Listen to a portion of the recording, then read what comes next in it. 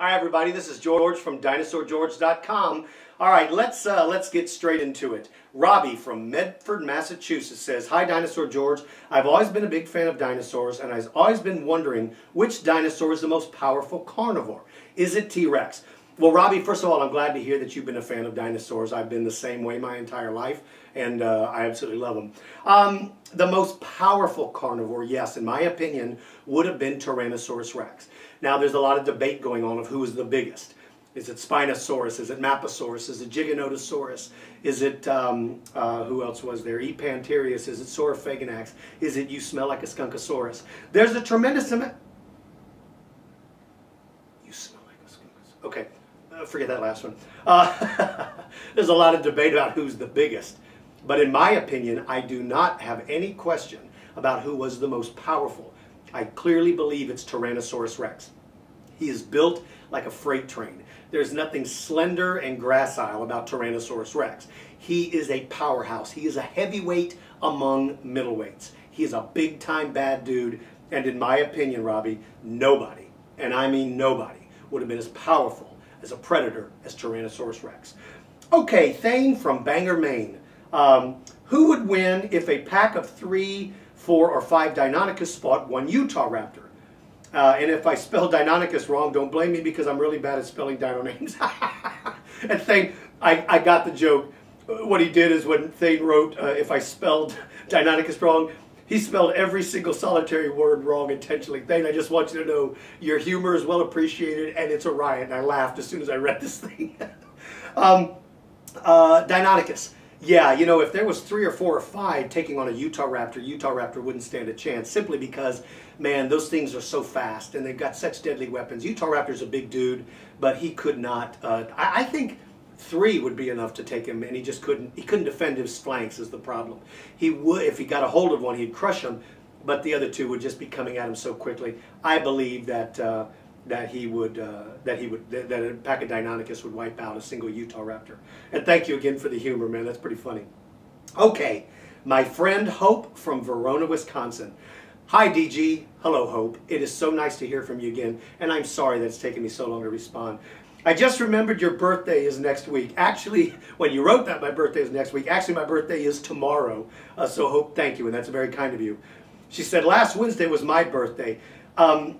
And she's wondering why I didn't email for such a long time. Hope, I'm so sorry. First of all, happy birthday to you, Hope. I'm glad we both have a birthday in December. I think that's cool.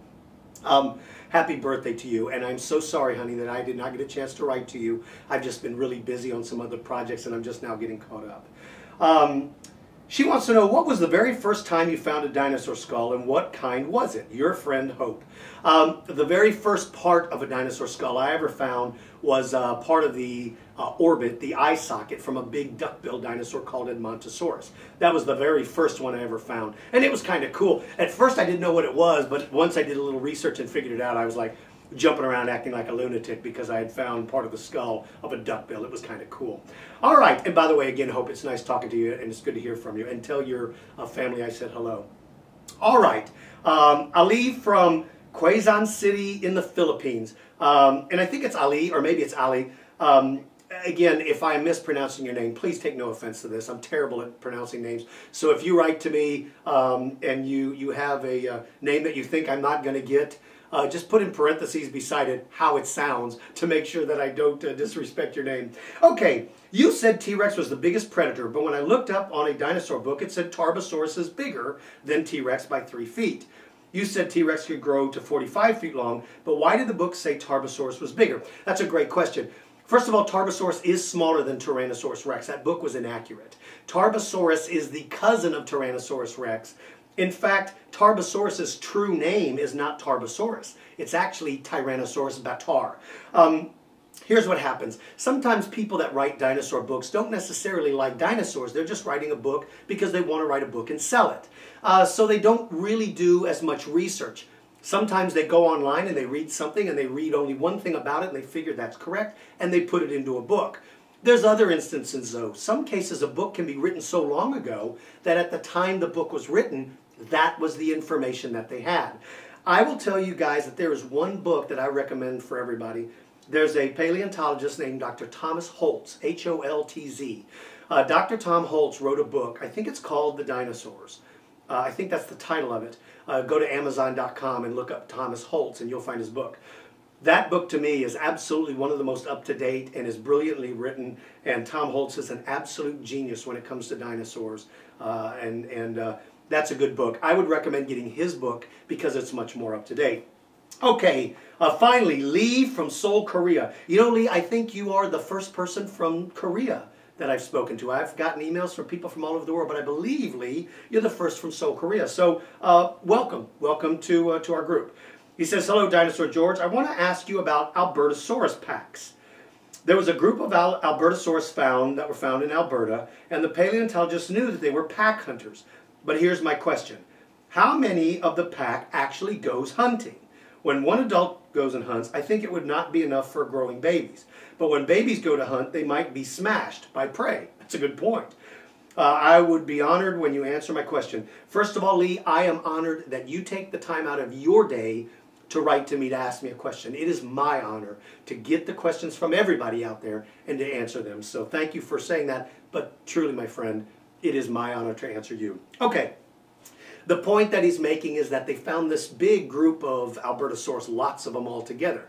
So the question was, do you think they were all hunting together? Well, I think when you find that many big dinosaurs together, it may have been something different. It may not have been hunting, it may have been mating, it may have been nesting. It also could have been that during the season when dinosaurs are migrating through, all of these Allosaurus come into one area.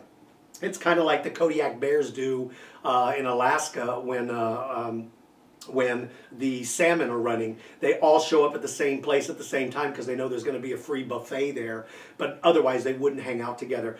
I think a group of Albertosaurus, the group that would hunt, would probably be, I would guess, maybe up to 4 or 5 in the group. And the reason why I say that is that for ambush predators, and I think Albertosaurus would have had to have been an ambush predator, it can't just actively run across the open plains chasing things down. It's got to get close enough to them to catch them.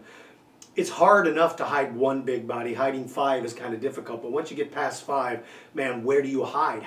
There's only so many places you can hide before you give your position away.